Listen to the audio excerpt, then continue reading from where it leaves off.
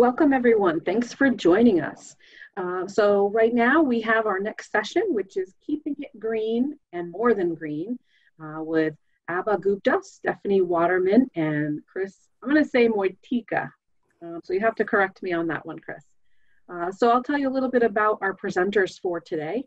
Abha is a horticulturist for Hortizol USA, focusing on fertilizer production for the green industry. In this capacity, she helps growers understand nutrient use and best management methods. Prior to Hortizol, she worked for the UVM Extension and Field Research and Outreach for the agricultural community and managed the hemp research program. We also have Stephanie. She's a native Vermonter who has been gardening most of her life. In 2014, she opened White River Grow Pro with her husband in an effort to share their passion with the public. Stephanie specializes in helping indoor growers maximize their yields while focusing on energy efficiency. In 2017, Stephanie began speaking out as an advocate for common sense cannabis reform. And finally, we have Christine, or Chris. She's the Director of Horticultural Operations at Meristem Farms. She has worked for more than 25 years in commercial horticulture in Alaska, Massachusetts, and Vermont with a specialty in integrative pest management. Her organic farm work has ranged from tomatoes to poinsettias to cannabis. So welcome, we're so pleased to have you all with us. Is everybody comfortable with sharing screens and coming off mute? Yes, hi. Hi, Stephanie. How's it going? Great. Well, I think I'm gonna get started here. Chris is sharing. Chris, are you sharing a screen? I'm trying. I think it's working. Okay.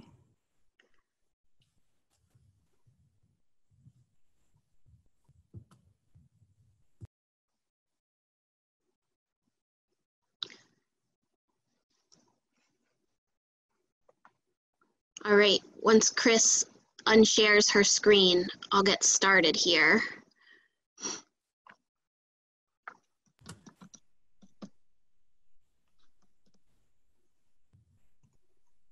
Oh, someone's gonna need to walk me. I don't know what I did. Right at the top of the screen, you should be able to click Stop Share, I believe.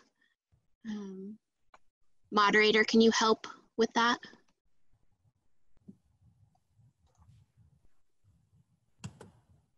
Hey guys, so if you just hit show contents or unshow, there should be a little button just at the bottom of your screen. I don't see anything. I might have to back out. All right, let me see if I can help.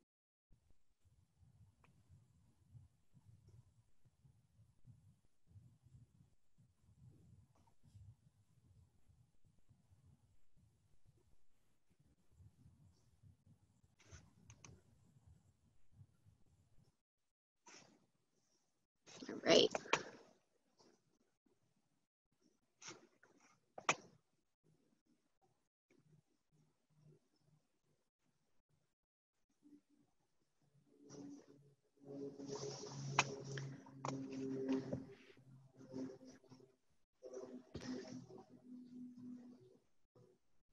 Okay.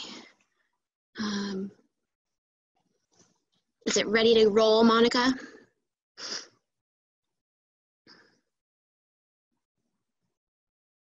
It sure is. Okay, great. Hi, everyone. I guess we're going to get started now. Thanks so much for joining us here online. My name's Stephanie. I'm from White River Grow Pro. We're a gardening supply store that caters to cannabis cultivators of all sizes. I'm an organic gardener, and I have been building a small homestead in Vermont over the last 17 years. We strive to produce as much of our own food and medicine on our property as we can. I know that now with this global pandemic, people are feeling more of a pull towards their gardens and towards cultivating and producing their own supplies. And hopefully we can provide some good input for you today. I grow a lot of things outside. Cannabis is not one of them. So I'll be focusing today on home grow and small craft commercial indoor.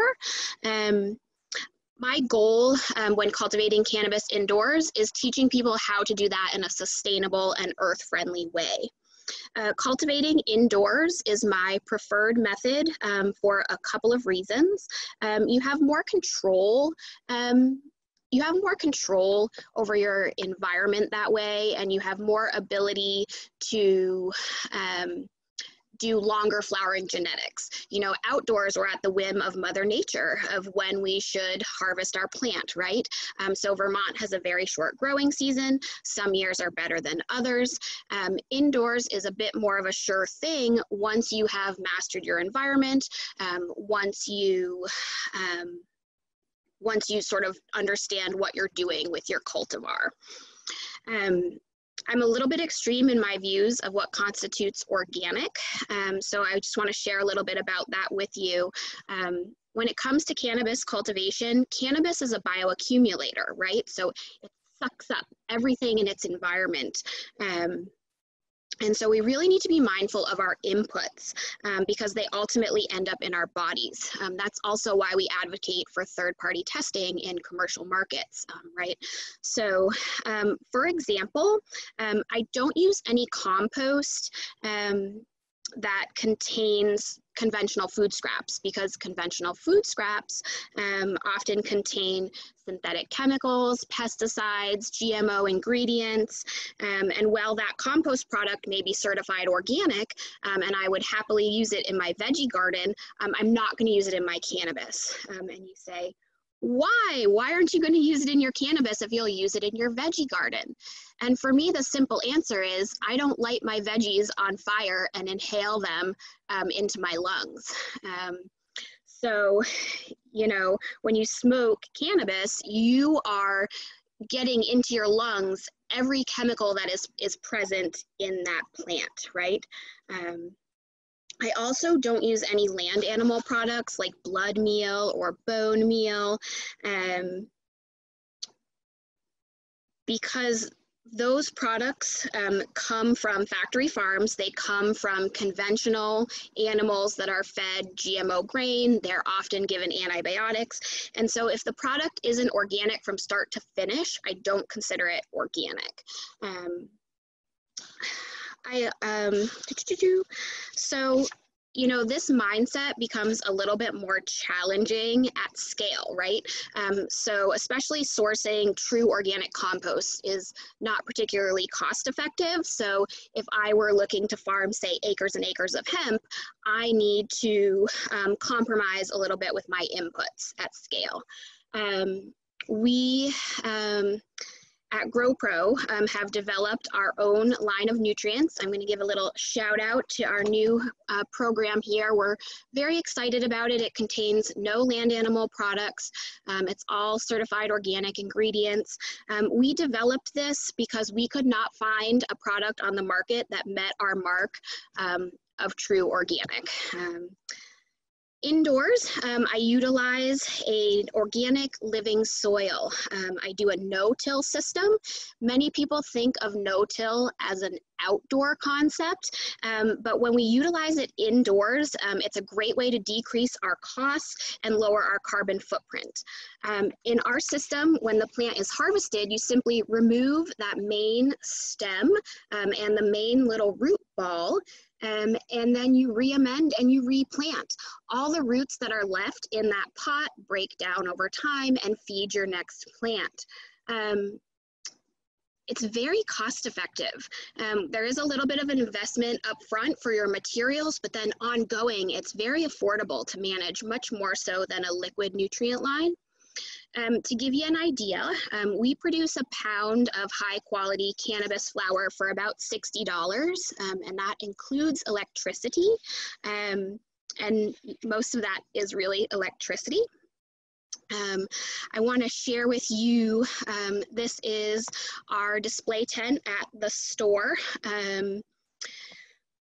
You know, organic living soil gets better with time. and this technique works best in large pots. This here is one plant in a 20-gallon pot. It's the second round of using the soil in this plant. This is in a tent that measures about 2.5 by 4.5 feet. It's scrogged out or screened to increase the yield using a low stress training technique. You can be very successful with this method. This tent regularly produces about 12 ounces of flower for us. And once you sort of have your technique down, you can get to that level of yield too, and that's in a very small space. At home, we use 40-gallon pots. We found that the bigger the pot, the more true living soil you get. It's also a bit easier to maintain moisture levels. Maintaining a good moisture level is really important with organic living soil because the microbes need to keep working. In our buckets at home, if you lift up our mulch layer, you'll see earthworms busy in there making castings and feeding our plants. It's really, really cool. So we typically will mix our own soil. We use a mix of peat moss, volcanic rock, compost, worm castings, and then the dry amendments. We like volcanic rock because it provides aeration without breaking down the way perlite will. Perlite over time can cause these like concrete layers in no-till systems. It takes a while to get there, but we just typically will skip the perlite. So let's talk for a minute about probiotics. So just as probiotics play an important role in keeping our gut healthy, that's why we all eat yogurt, right? They also play an important role in the soil food web and the health of our plants. So plants grown using probiotics are healthier and more disease resistant. They get higher yields, and we even see increased terpene profiles and increased levels of cannabinoids and a longer shelf life after harvest. So all great things. You get different types of probiotics from different sources. Compost tea is a popular way to inject beneficial bacteria into a garden. Our favorite probiotic is EM1. I've got a bottle of it here to show you. EM1 is an ancient Japanese formula of beneficial organisms that live symbiotically off each other's waste. They're really cool bacteria because they work in both aerobic and anaerobic environments. So that makes it rather unique. We love this product because we always see the highest populations of bacteria under the microscope when compared to other probiotics on the market or to like a homemade compost tea. The other cool thing about the company that makes this is they teach you how to make more. So I take my 1 quart here and I ferment this into 7 gallons of activated EM1. And that lasts me many, many, many, many months in my extensive indoor and outdoor gardens. It's a great technique to use for our commercial farmers who are scaling up because it's a way to inject really high quality bacteria in an affordable way. The other cool thing about EM is that when you're using it outdoors, any runoff from that is beneficial and will bioremediate anything downstream. So we can't talk sustainable indoor cultivation without touching briefly on energy consumption. This one seems pretty obvious, right? We want to provide the high intensity light cannabis needs to do its thing with as low a wattage as possible. Many people think of LED lighting as the energy efficient grower's friend. But in our experience, it's not always the lowest power draw, which is ultimately what we're looking for. And so therefore, it's not always the best choice for small scale grows or, too light grows. We tend to prefer the 315 light emitting ceramic. And I'll show you that light here. So we've got the light emitting ceramic on one side. On the other side, we've got the Gavita LED. Put any new LED over here. Fluence is one, PhotoBio. There's a lot of these new white light emitting LEDs. When I look at lighting indoors, I look primarily at power draw, footprint, light spectrum, performance, and then cost to purchase the fixture.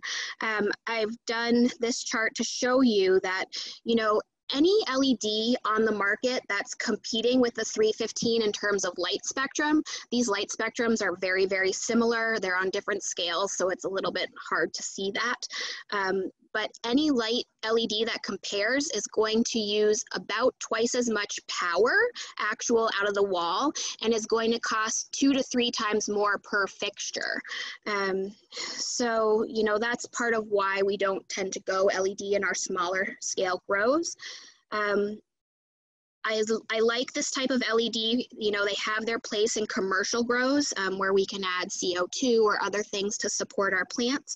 But in a small tent situation, I tend to find that these LEDs drive the plants a little bit too hard, and that causes stress and decrease our yield. So, you know, just to conclude my section, you know, my style of growing has really changed over the last 15 years. It evolves over time, and your techniques will evolve too. If building soil seems too much for you as, say, a first-time grower, get started with a really high-quality organic bagged potting soil and an organic liquid feed nutrient. You'll still be able to reuse your media, and you can focus on learning your environment and how to read your plants, and then you can transition towards a true living soil. The important thing is that you really focus on your inputs and, you know, focus on reducing your electricity usage as best as you can, and grow the best cannabis you possibly can, and it'll be great. Thanks, guys. I'm going to pass it to Abba.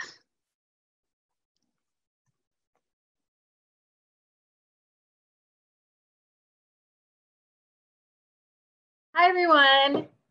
Thanks, Stephanie. That was awesome. And I am going to share my screen. Make sure this is all set up. Okay. Thumbs up that it's working. Okay, great. I got the confirmation from Stephanie. So yeah, thanks everyone for joining. And what I'm going to be focusing on, and actually just to start, so my name is Abba. I'm a horticulturist with Hortisol. We make a fertilizer called Canna. Those are our products. And I also do consulting work with agricultural management and planning. And so what I wanted to focus on for this segment of like the greening up portion is outdoor production, and specifically nutrient management planning, cover crop use, just how to use our resources in the most environmentally responsible and conservative way that we can. So there's a lot that I kind of want to cover. I'm going to keep track of time, hope to try not to go over. So the first thing that you want to start with, and this is really timely now, especially, it's spring, people are wanting to get out, and what I'm going to be talking about here, it applies for the garden scale or for a larger farm scale. It just depends on your size. The concepts are all the same though. So anyway, where you want to start is by getting to know your soil. Take a soil test. It's recommended to do this about every 3 years. You can Google online videos on how to actually take a soil test. I had, trying to bring up this video here on the side, hopefully you can see it, but when I worked with UVM Extension and was doing cover cropping research, managing their hemp research program, veggie research, I created this video on how to step-by-step take a soil sample. It's easy, everyone can do it. You could look up this video or find one of the other videos online and that'll break it down for you. So when you take your soil sample, one thing that you'll want to look for, and if you're local, you very well would be, it's likely you would be working with the University of Vermont Agricultural Testing Lab to send in your soil sample. with that lab, a different university, a Department of Agriculture, a private lab, a lot of them can give you crop-specific nutrient recommendations. And so what that looks like is, right here is an example of some soil test results. And so this is coming from the University of Vermont. And just briefly, you know, you've got your macronutrients, micronutrients listed here, but and I'll come back to this soil test result, but the thing that I want people to look at right now that's really cool what UVM does is they give you these crop specific recommendations. In this case, it's saying it for corn, and then it is taking into account the nutrients that you have in your soil, the nutrient requirements of corn, and it's spitting out, okay, this is how much NPK you need to be applying. So that can help to prevent an over-application. It's an excess of nutrients, excess of money, potential leaching into the environment. So all of that is stuff that we don't want to happen. Now, let me just move this bar to the side so I can see. Okay, so another thing that you want to look to when you get your soil test results is take a look at the pH, and you want to start planning around this early on if it is an issue. You want the pH to be around 5.5 to 7 is generally an okay range. And the reason for that is that these 12 micro and macro essential nutrients for plant development are most available within this range. If you go on the lower side, not as much availability. If you go on the higher side, there's not as much availability either. If you've got a low pH, which is typically what people would be amending for, that can be amended with lime or wood ash. It takes 2 to 3 years for all the change to really settle in. So that's why it's good to think about this stuff early on in your field management practices. But the benefits can be seen even just within a few months. So another thing to look at from the get-go is your organic matter concentration. So just to break it down, what is organic matter? Here's this nice picture in the bottom right corner. And so this is showing there's leftover root material, plant residue, earthworms that may have like started to decompose, you know, there at the end, old insect skeletons. All of this material turns into high carbon material that's called organic matter. And what's so awesome about organic matter is that it functions really in positive ways in a physical sense by adding good structure to the soil. It increases drainage. In a chemical sense, it helps with nutrient retention. Nutrients cling on to organic matter because it's got a negative charge, and so it clings on to the nutrients, and then it can kind of buffer and serve as like a slow release source of nutrients. And then on a biological level, you know, Stephanie was talking about this too, of building a living soil, and organic matter really helps to create that living soil where you have this healthy microbial community, and then that's helping with overall nutrient release and pest and disease suppression. Overall health really comes from having that diverse microbial ecosystem. So if your organic matter content is somewhere between 3 and 6%, generally that's considered pretty good. Sandier soils have a harder time holding on to organic matter. So for those, it might be a bit on the lower side. And then with clayey soils, you want the organic matter to be ideally on the higher side. So you got your soil test results, you took a look at the organic matter and are thinking, you know, maybe I do really need to start working towards increasing organic matter, which honestly, I think in any case, that's a goal, regardless of where your organic matter content is, because this is a very helpful thing to weave into your soils even more and more. And so the means by which you can do that is by practicing reduced or no tillage, so physically breaking up the soil less, incorporating crop residues, crop remains back into the soil rather than taking them out of the field, by using straw mulching, other kinds of mulch, incorporating that material in, and then also by cover cropping. And so cover cropping is a very beneficial practice, and I'll just talk about that in a little bit more detail now too. Okay, cover cropping, the benefits are it adds organic matter, it provides a physical barrier over the top of the soil so that protects it from wind erosion. The roots beneath protect the soil from like physical erosion down a slope or whatever that might look like in your particular setting. The cover cropping creates a healthy environment for beneficials, and it feeds again the soil microbial community. There's what I've broken it down here. Is that there are cool season and there are warm season cover crops.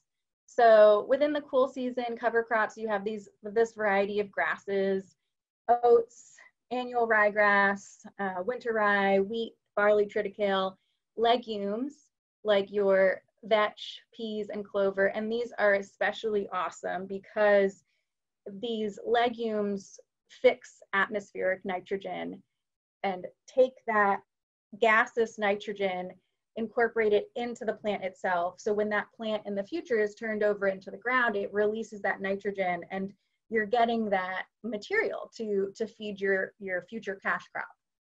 And then there's warm season crops like buckwheat, millet, and also the brassicas, just to jump back up to that cool season section. And those are really great because like radishes and turnips, they've got long tap roots and they're pretty strong roots, and so they can physically break up compaction and also go deep and scavenge for nutrients that are deep into the soil profile. So I just wanted to provide, because it's spring, people might be planning ahead.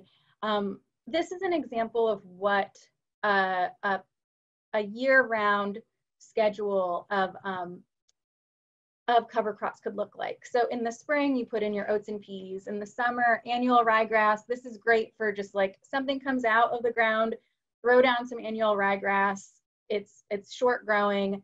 In the summer, another short growing crop, buckwheat. These great flowers are good for pollinators.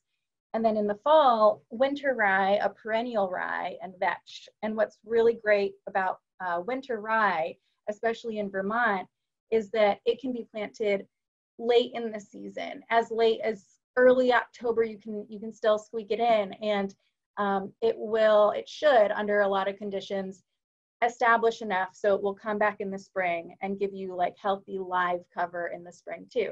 But that said, cover cropping it brings up an issue of timing, and you want to make sure that you can try to get into your field early enough in the spring to put down, say, your winter rye, turn it over so that you have time to prep the field for your desired cash crop that's to come afterwards. So that gets a little tricky, but definitely worth doing.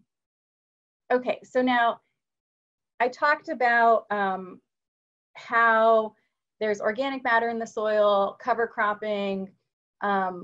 When you actually get to the stage of making plans on how much nutrients to apply, when it comes to nitrogen in specific, take into consideration what you already have within the soil. And this is not something that can really be accounted for within your soil test. You look to your soil test results for phosphorus, potassium, other nutrients. Nitrogen is a lot more mobile in the soil.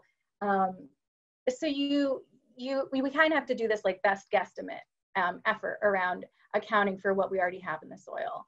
So for every % of organic matter that you read on your soil test, that means 10 pounds per acre of nitrogen is in the soil. So say you have 3% organic matter in your soil, then that means you have 30 pounds of nitrogen per acre, in theory, within your soil. And these aren't exact numbers, but these are things to keep in mind so you can adjust your applications accordingly. And then with cover cropping, the legumes can provide somewhere between 50 to 100 pounds of nitrogen per acre, and that range depends on the size that the cover crop was at the time when it was turned over, and also if the cover crop had started to get into its reproductive phase. So once a plant starts to put on seed, then it will have less nitrogen actually in it, as opposed to if you get it just at like the budding stage instead. And then the grasses, they can provide 10 to 25 pounds per acre. Again, it's a little bit dependent on the size at when the cover crop was ended. And yeah, and lastly, you want to think about nutrient credits coming from previous organic inputs that were put in. So by that I mean compost and manure applications that had come in years past. These organic inputs have slow release of nutrients, so that means that even a year or two after their application, they still would be releasing these nutrients into the ground. So that said, you can guess that manure and compost that was applied 1 year later, 12% of that nitrogen would still be available for your crop. And 2 years later, just 5% would be available. So it's not, of course, as much as it was from the beginning, but it's not insignificant. So it's worth keeping in mind.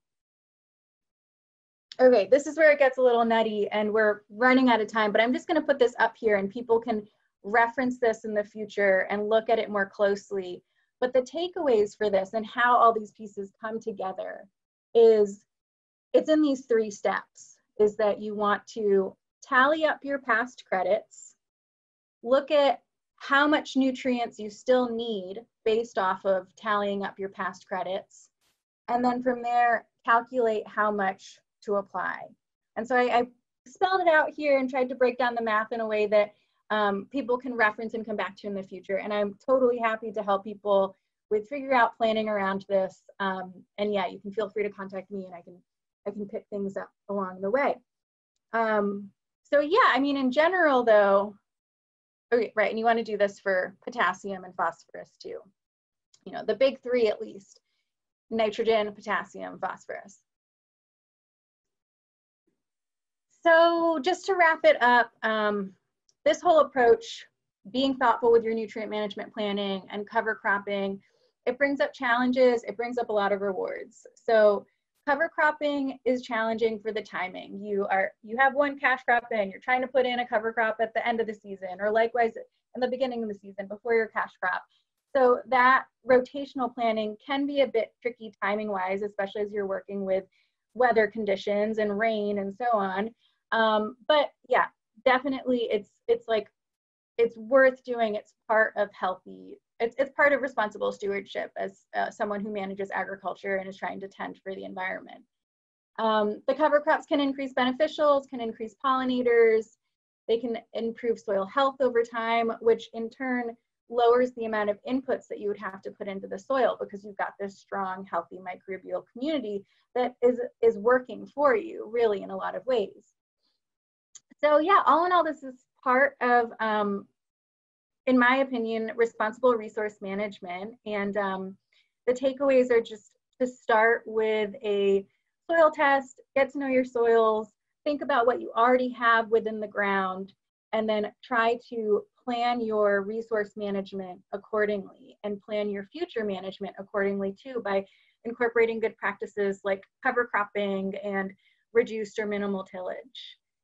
So I think I'm still within, I don't know, getting close on my time frame, a little past to be honest. Okay, but anyway, yeah, thank you so much. And feel free to reach out with questions. And I will pass it on now to Chris. Hi.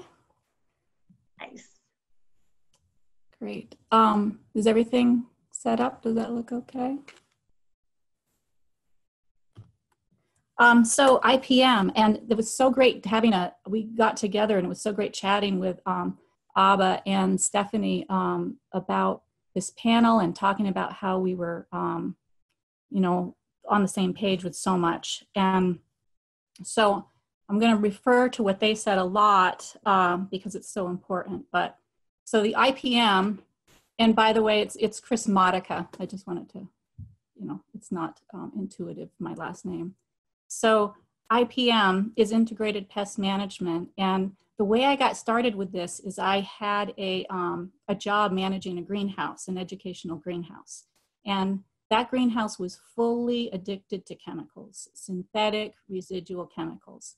And I got the job newly married and planning to have children within a couple of years. So my task was basically to wean this greenhouse off chemicals. And I I did it, and I did it through IPM practices. I'm aging myself, but this is 20 years ago when IPM was kind of a side note to greenhouse management. It wasn't a commercially viable technique. So I went to actually the UVM tri-state greenhouse IPM conferences, which have been going on that long, are an amazing resource, and I've been almost every year. But these workshops really helped me to figure out the strategy, and it is a battle strategy. So I had been a horticulturist for a while. I had been working in greenhouses for a couple decades at that point, but IPM became just the thing that became so passionate about. So I took this chem greenhouse. Through sanitation practices first, just cleaned house, looked at the weeds, looked at the floors, looked at the sanitation of the pots. Nutrient management is huge in this too. And I weeded everything out, got systems in place to wash pots, to sterilize surfaces, to really look at where things were coming in, and then genetics. So this was not a cannabis greenhouse, but everything I learned in this little educational greenhouse really laid the foundation for working with cannabis later on. So genetics, I identified the riskiest plants, the plants that were, just disease prone, that had all the pests, that had the diseases year after year after year. Those crops that were problematic, really tried to find substitutes for the crops. But the genetics and prioritizing disease resistance is so huge. And with cannabis, it can be really difficult to let go a variety that has the terpenes that that works, just because it's just problematic disease-wise. But there's so many great varieties out there, and the breeders really need to prioritize disease resistance for the health of all. If it's resistant, especially to things like powdery mildew, and you don't have to spray as much, oh my gosh, the savings in the growers, the liability to spray the stuff, the materials themselves, the final user in the environment, just because the plant can do it themselves, that's huge. So just really thinking about plant genetics and then plant health. So this is what Stephanie and Abba were talking about with nutrients and live soils, is having these systems that boost plant health. I mean, plants are amazing, and they have their own immunity systems. They have their own ways of fighting pest and disease. And we need to not forget that, and we need to constantly be boosting their health, because compost, live soils are going to boost that whole plant's ability to fight those materials. So if we're on the side of the plants and not forgetting their power, we can really go a long ways in, fighting diseases. So plant health. And that was, again, I was in this little indoor greenhouse, and it was a conventional, not an organic system, but I did what I could to really boost that plant health. And then so sanitation, genetics, and then knowing your enemy. So before, pre-1900, all the growers, all the farmers were entomologists, they were pathologists, they were meteorologists. There weren't chemicals to rely on. You had to use culture, you had to know your plants, and you had to know your enemy. You had to know your enemy down to absolutely the life cycle, when things were sporulating, when insects were laying eggs or mating. You had to know all of that. With the advent of chemicals, and that came really heavy into ag after World War I and World War II, those chemical companies that had been putting everything into the military now needed a place to peddle their wares. And so chemicals came to ag, and we became completely reliant on just spraying. So even 20 years ago, and this would have been in the late 90s, a lot of the techniques were just automatic spraying every week of chemical, synthetic residual pesticides and chemicals. It's crazy to even think that that's what I was doing. 20 years ago, I would set up a fogger, put in some kind of neonicotinoid into a fogger, program the thing, and step outside and watch the greenhouse completely fill with chemical pesticides, such that you couldn't even see inside. on every surface. Weaning that off so I could use beneficial insects, weaning the whole greenhouse off of that it took a while.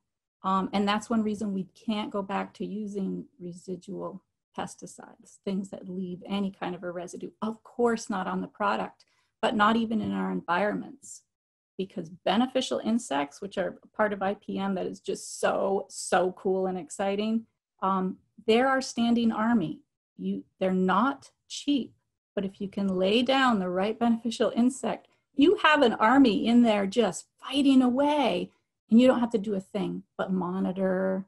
You still have to do something, but you don't have a backpack sprayer on, which is great. I'd rather go around the greenhouse with a hand lens, looking at cool insects than wearing all my PPE with my backpack sprayer and spraying. So just knowing that enemy intimately, you're a general, it's a battlefield, and you've got to do everything you can to, to get an edge. So, that's huge, and that's a huge part of IPM.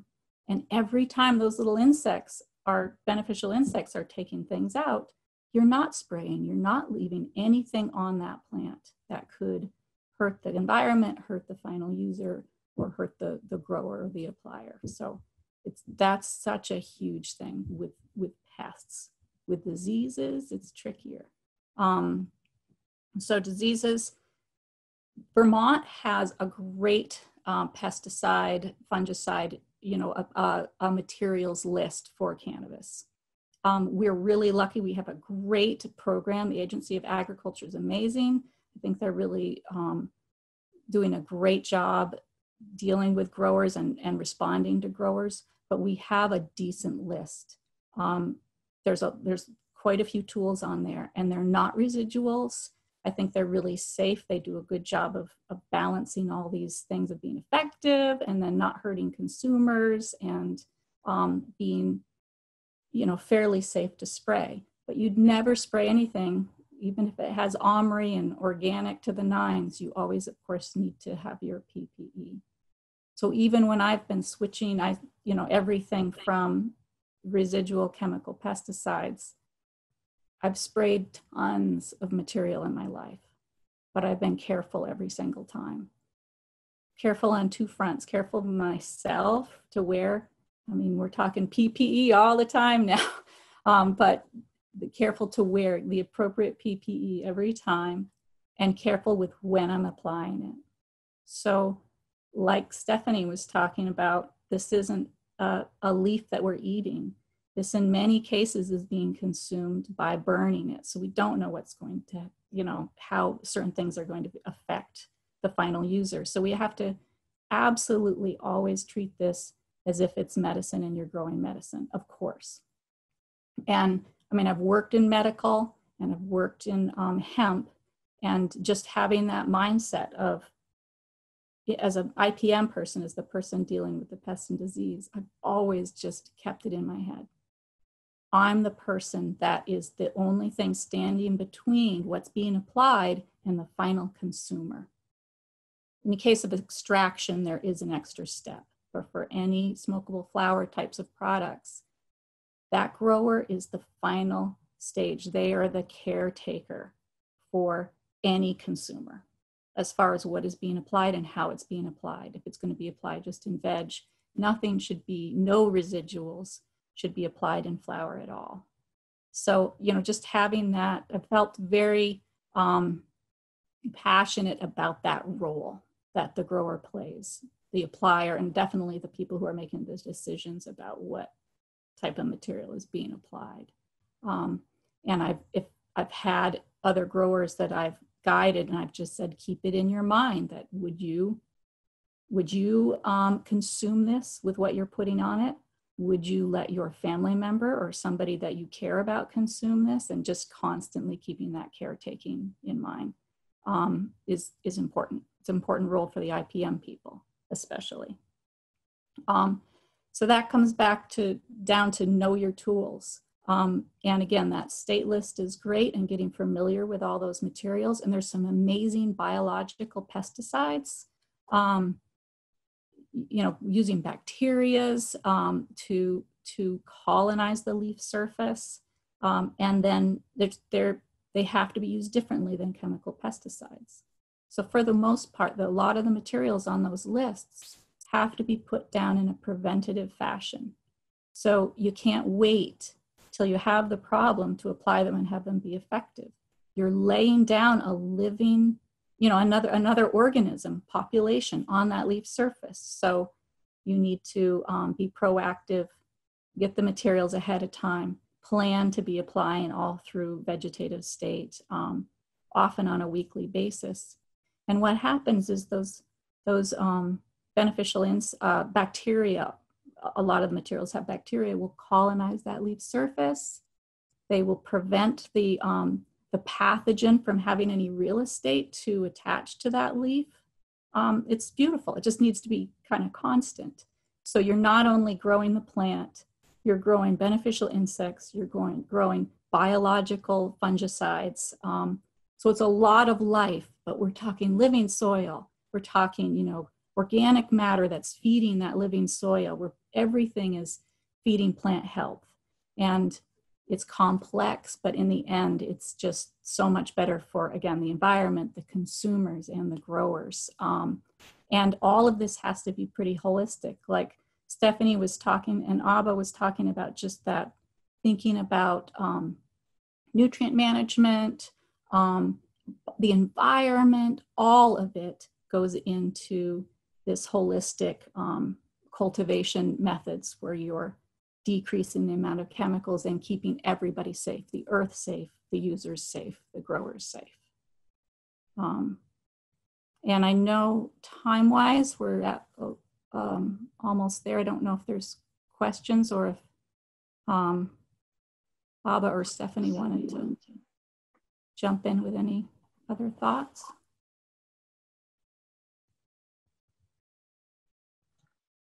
Hi, we don't have any questions as of yet, but if you do have some additional thoughts, then that'll give folks a chance to put some stuff in the Q&A, or maybe the chat box. So thank you, Chris and Stephanie and Abba.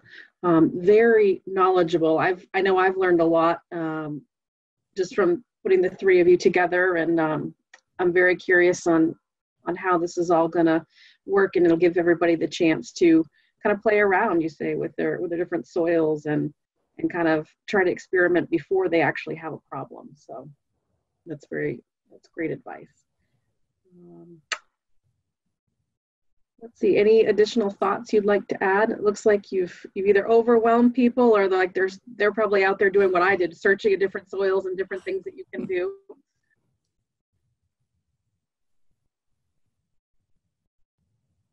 Well, great. Well, spider mites, somebody says. Oh yeah, spider mites. Honestly, there are materials you can spray, but Persimolis mites are the beneficial insect of choice for spider mites.